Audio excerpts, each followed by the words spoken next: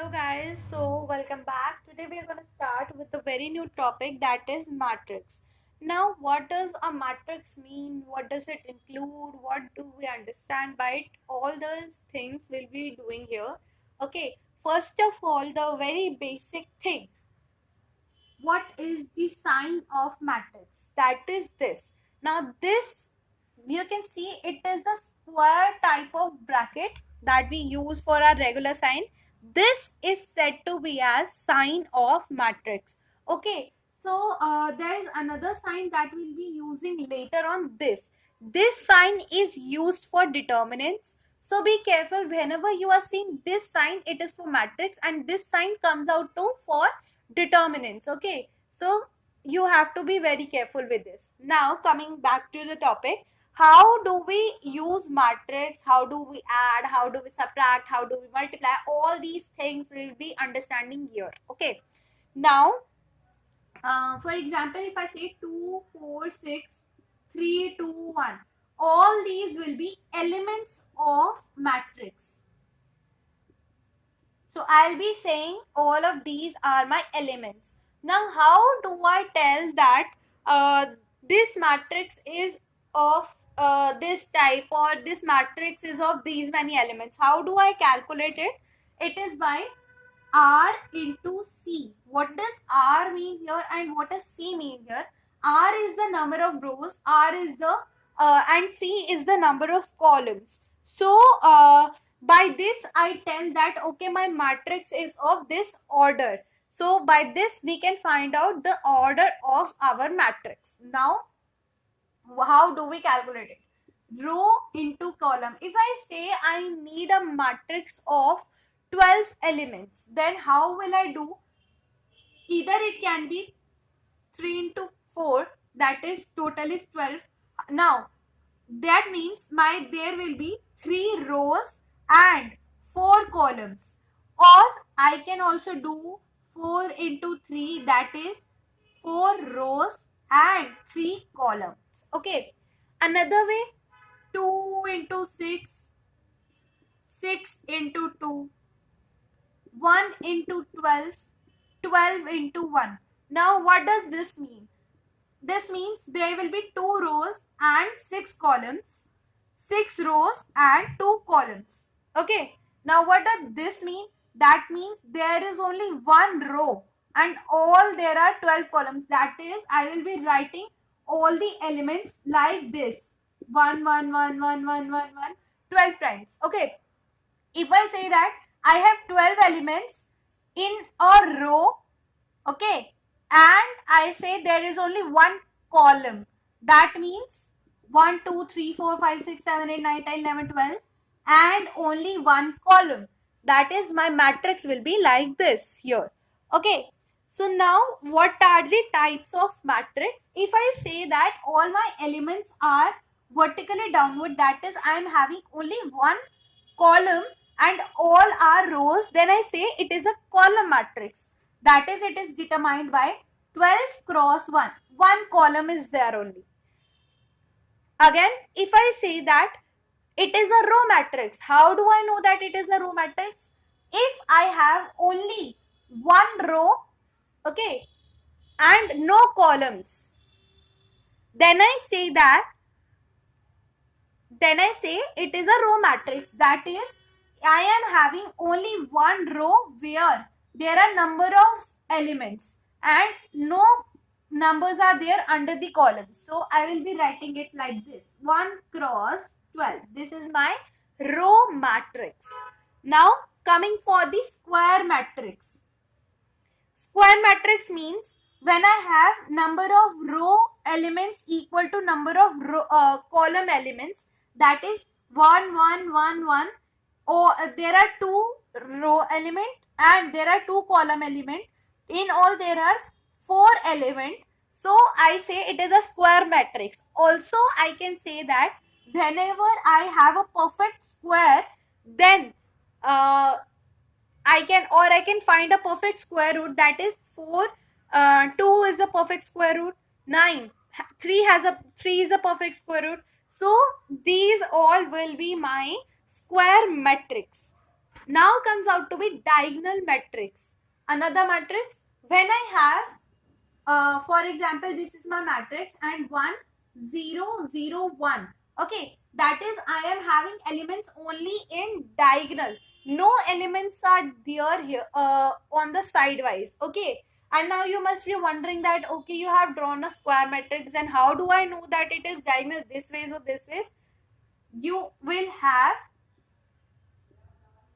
one, like if you are having a like I can say that if my matrix is of 6 elements, 9 elements, basically diagonal elements comes out to be in square matrix only, because you can find out a perfect diagonal, and it can be a 3 cross 3 matrix also, it can be 4 cross 4 matrix also, but diagonal elements will be where I can mention it element of same number, that is from this is my element number 1 1, row number 1, column number 1.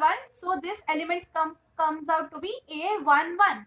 Then this element comes out to be A12, row number 1, column number 2. So element becomes A12.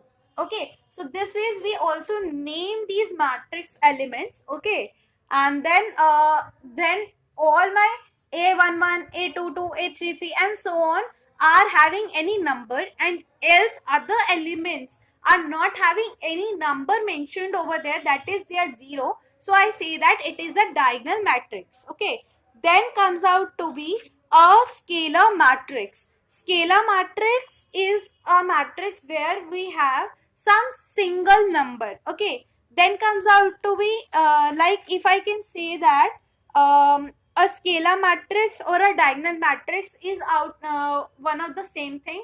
Why? Because the other numbers are 0 and only diagonal are having some number over there. So diagonal matrix or scalar matrix is same.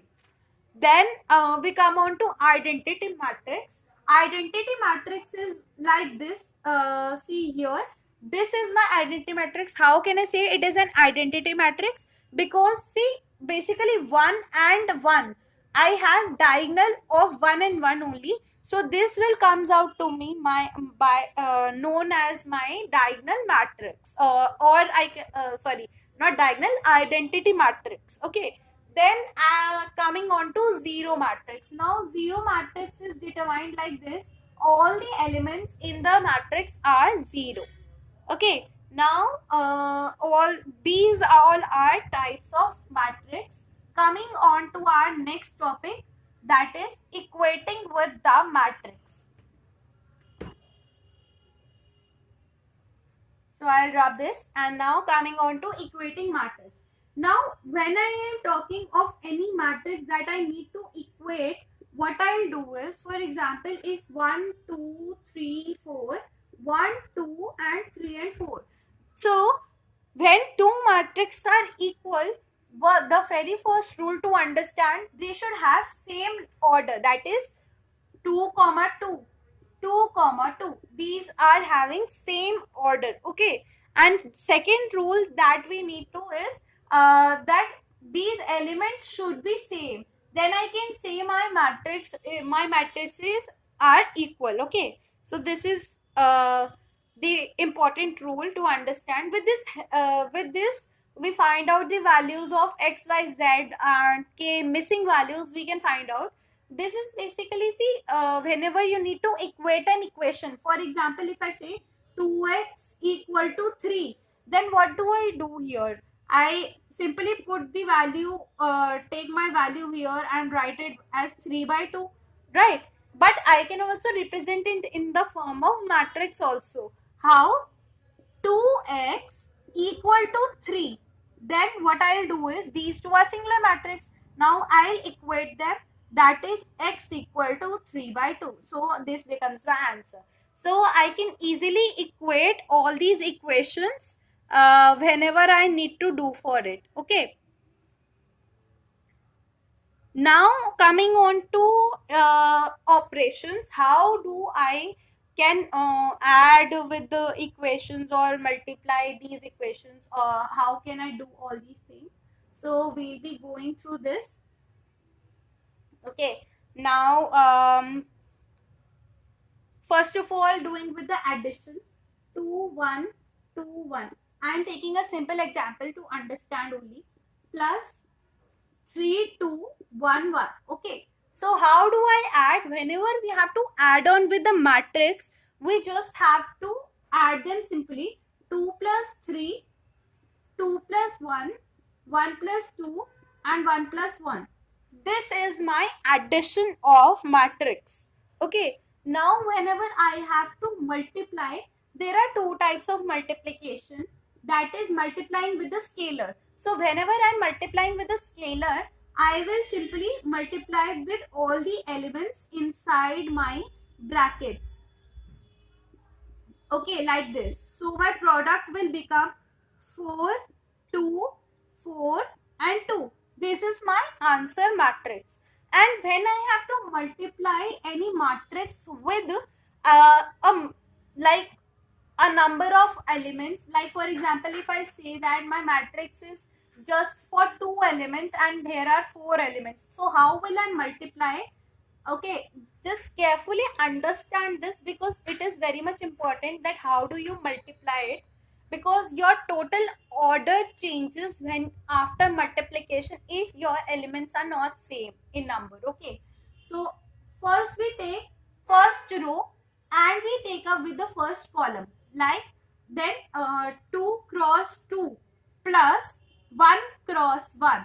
Okay, this becomes my first element. Then what I does is, then I'll take my second row and then again first column. Okay, so I am not having any other row. I will also make you understand when I'm having 2 rows, so you can understand it better how do we multiply it. Okay, so now taking up with the second row and then again first column, this is my element number 1 1 and this is my element number 2 1. Okay, now how do I do it? 2 into 2 plus 1 into 1, so it will become 4 plus 1, 4 plus 1, which is 5 5. This is my new matrix now, the product matrix. Another example, I'll take it like 2 1 2 1 2 1 2 1. Okay, I'll take it again with the same. Now how do I do this? Again I'll take first row and first column. I'll multiply it 2 cross 2 plus 1 cross 2. Then I'll take again this row and the second column. Okay, so this becomes 2 cross 1 plus 1 cross 1, and this is how we do it. Okay, now again with the second row and first column, 2 cross 2 into 1 cross 2, and then again with the second row and second column, 2 cross 1 into 1 cross 1, and then we will multiply it and we receive A11, A12, A21 and A22. So we get the 4 elements now here. In this way we will multiply. This is how we multiply matrix with matrix. Okay, now these all are with the operations. Multiplication we have done, we are done with addition.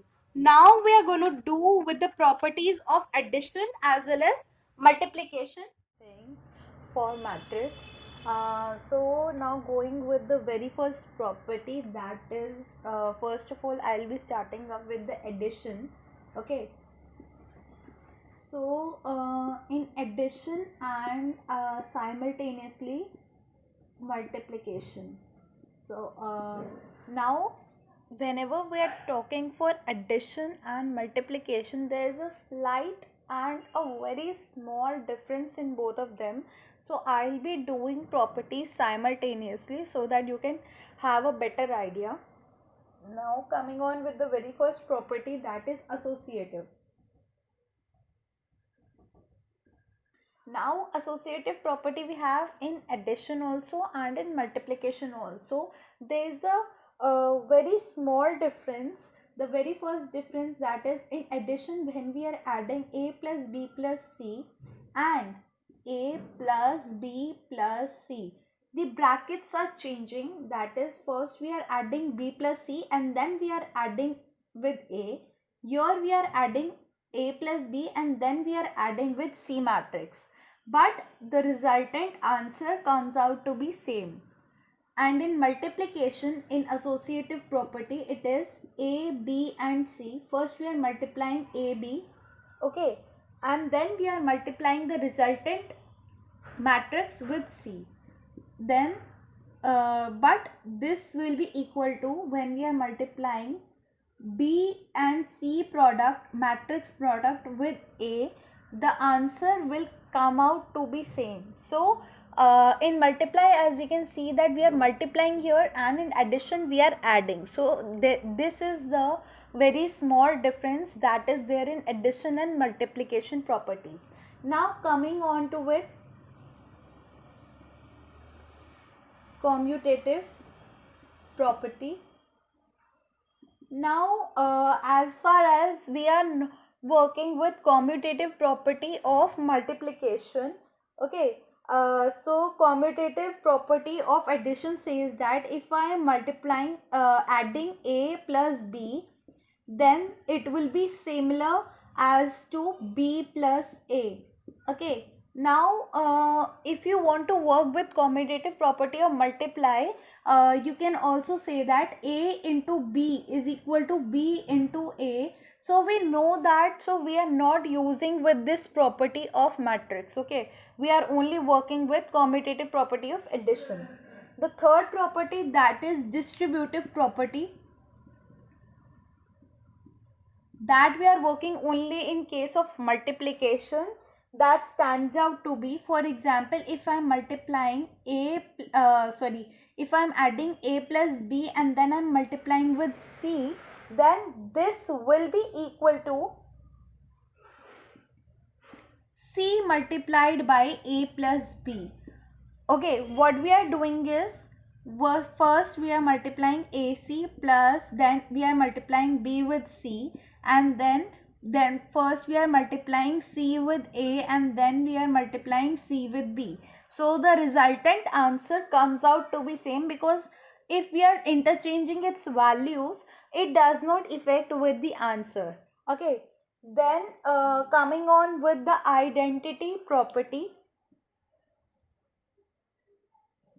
Now, if I am talking of identity property, in addition we have two identity laws or identity properties. Basically, we refer here as laws for matrices. Anywhere you can just work with properties or laws, but specifically the proper word comes out to be law. So, we will use here law. Okay. Now coming on to identity law, basically there are two laws. First is for inverse, and then there is another that we are using for additive identity. Okay, so in addition we have these two, in multiplication we have only one, that is multiplicative identity law. Okay, so identity law, with first one we are doing for additive identity, that is, if I am adding a matrix with 0 matrix, and if I am adding 0 matrix with a matrix, I receive again a matrix. This is additive identity law. Second is additive inverse law, that is, if I am adding a with a inverse, or a transpose, I receive 0. Okay, and if I am again adding a transpose with a, I'll again get 0. If this is existing, then we say that there is an existence of additive inverse law. Okay, in multiplication, if I say that if I am multiplying a with I matrix, or if I am multiplying I matrix with a, then it will be equal to a. So this is my multiplicative identity law, and these all are laws which we have to take in consideration while preparing for this chapter. Okay, now then we'll be doing with transpose. This is a very important part for us to understand why this is so, because see, whenever we are working with transpose, um, it is very much important for us to take it carefully. Why? It is because whenever you like, for example, you are taking out inverse, or you are working with symmetric and skew symmetric, so transpose plays a major role there. So just understand, although it's very easy, because whenever, for example, if I'm taking a matrix A and I'm saying it has 1 2 3 and 4 numbers, so transpose is just interchange of rows and columns, that is A transpose or A dash, that is also transpose, will be 1 3 2 and 4. I have just changed this column in form of row. Okay, so transpose is nothing but interchange of rows and columns. Now coming on with symmetric and skew symmetric. Before that, I'll explain you the properties, what all we're gonna do here. First first property is, whenever I'm doing A transpose and then again I'm doing a transpose of A transpose, I will again receive A. Okay, then another property states that if I'm adding A and B and then I'm doing A transpose, then it is equal to A transpose plus B transpose. Okay, then third property says that if I'm multiplying any constant with A is a matrix and K is constant, and then if I'm multiplying A with K constant and I'm taking transpose, then it will be equal to K multiplied by A transpose alone, because this is a constant, and constants, as we have learnt in scalar multiplication, constants can be taken out by taking commons. Okay, so now coming on to next property, if I am taking A B whole transpose, then it will be equivalent to B transpose A transpose. Okay, so these are the few properties that we are going to consider here. And then now coming on to our main topic, symmetric and skew symmetric. Symmetric,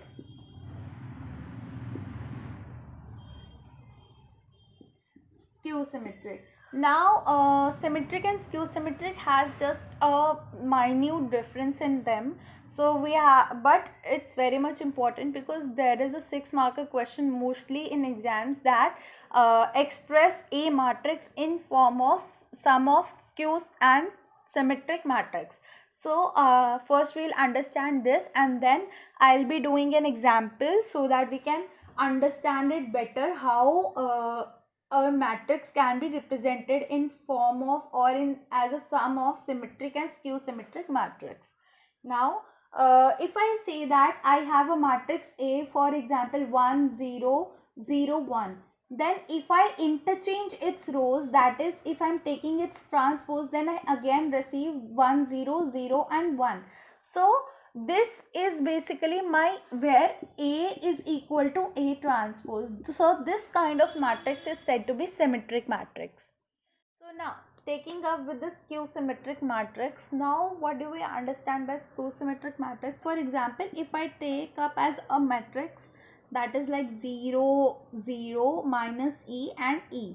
Now if I am taking transpose of this matrix, that will become like 0 minus E and 0.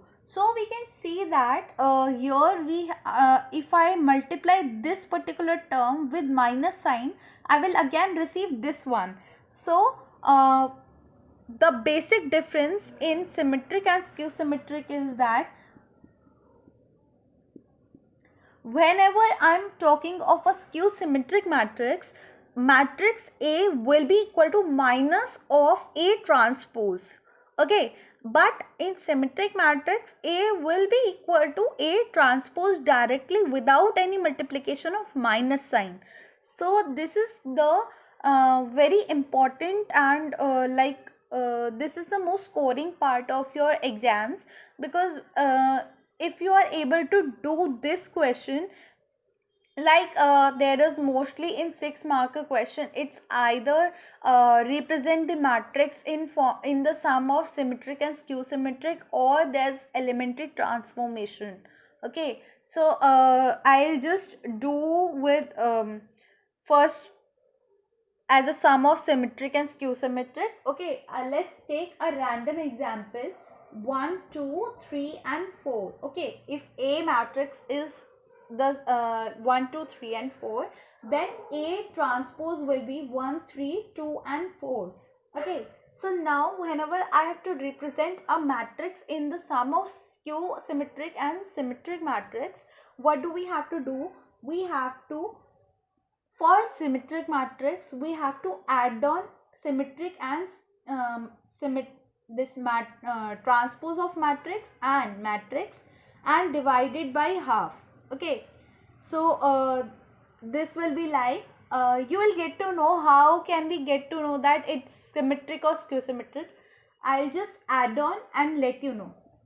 Half of 1 plus 1, 2 plus 3, 3 plus 2 and 4 plus 4. Okay, so we receive 2, 5, 5 and 8. Okay, so this is my new matrix. Now you can see that if I am making a transpose for this, 2, 5, 5 and 8. This is my A transpose, or I can say this is my new matrix P. I have to half it first, then by 2 by 2 by 2 and by 2 by 2 by 2 by 2 and by 2. So this is my P transpose, and you can just see that my P and P transpose are just equal to each other. So this matrix is my symmetric matrix. Okay, now coming on with skew symmetric matrix, what we have to do is, just steps are same, just the difference is that we will subtract A with A transpose matrix. Okay, so now half of 1 minus 1, 2 minus 3, 3 minus 2 and 4 minus 4. So we receive 0 minus 1, 1 and 0 again, and by 2 by 2. So when if I am saying this is my Q matrix, then Q transpose will be 0, 1 by 2, minus 1 by 2 and 0. So I can see that my Q matrix is equal to minus of Q transpose. So this matrix is my skew symmetric matrix. And now if I add my both the matrix, that is P matrix plus Q matrix, so I will receive A matrix. Okay, that is, and if I get this, that means my solution is correct. So this you can do for verification. Okay, so this is all with symmetric, skew symmetric, transpose and sum of symmetric and skew symmetric matrix. Now we're going to do with elementary transformation and with how do we get inverse out of elementary transformation in next class.